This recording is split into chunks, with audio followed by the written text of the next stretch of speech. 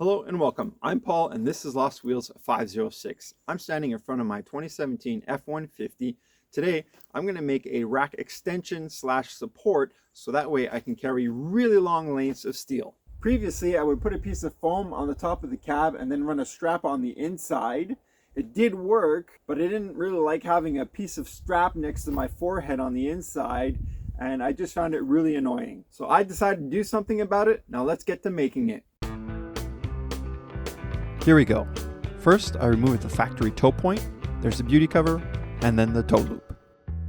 I then used a straight edge to find the outermost point to clear everything. Then cut the base that would attach to the frame of the truck.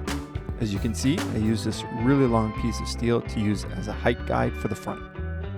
That way it all sort of lines up front to back when you lay something across all of it. Once that was done, I then took the measurement, checking twice. All is good. Since I was happy with all my measurements, I cut all the pieces I needed to make the entire project.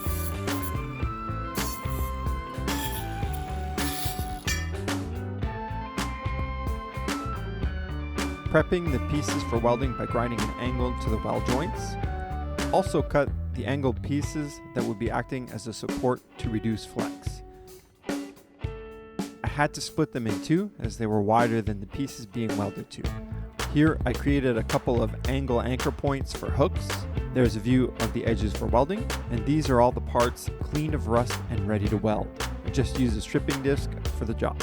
The pilot holes were drilled, but I didn't have the proper drill size to finish the job. I went ahead and also cut a slot for the vertical post to weld into and hold it in place. As you can now see, I drilled the holes for the frame and then the access for the sockets. After a test fit, I realized I needed some spacers to get past the bumper, so I cut, prepped, and cleaned them, well, except for that one. I went ahead and welded the frame spacer. I then had to re-drill the holes for the frame. In hindsight, I should have just waited until after welding to do this. I tacked the upper part of the rack. It's all together and looks and fits good. Now it's fully welded. Also welded the hook points. Might be a little overkill looking at it now. Let's not forget the base. Here it is tacked together. I decided to do another test fit at this point. As you can see here, it seems it was a bit short. I completely forgot to take into consideration sag. When I measured, I should have pushed the steel beam up to straighten it out. But oh well, it's fully welded now.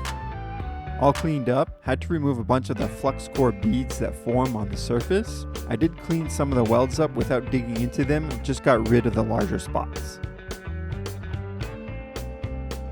And now painting. I just used some grease and wax remover. The paint I chose was a trim-clad white. Started out as flat but then moved to gloss. I then had to stop painting because I was getting all the little blotches and the wind was pushing the paint from where I wanted. After several days of painting attempts, it's finally done, and here it is installed.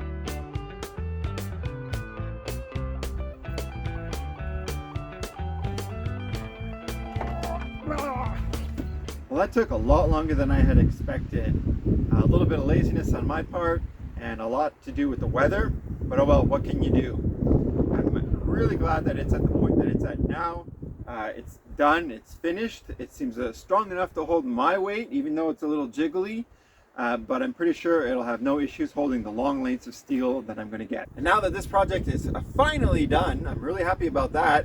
I'm going to leave it here on a high note and say thank you for watching. Take it easy, and don't forget, get lost.